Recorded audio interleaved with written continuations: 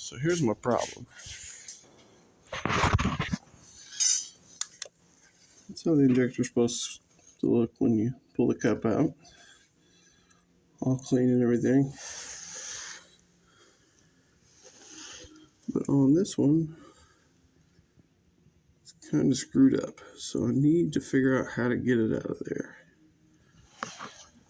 Otherwise, this rebuild's pretty well done. Just changing the injector cups and then reassembling it after I clean it and get it out of here. But that's what the new cups look like, and the O-rings. That's what they're supposed to come out like. Put that little ring out the top and then drive the rest through. And as you can see, this other one is clearly messed up.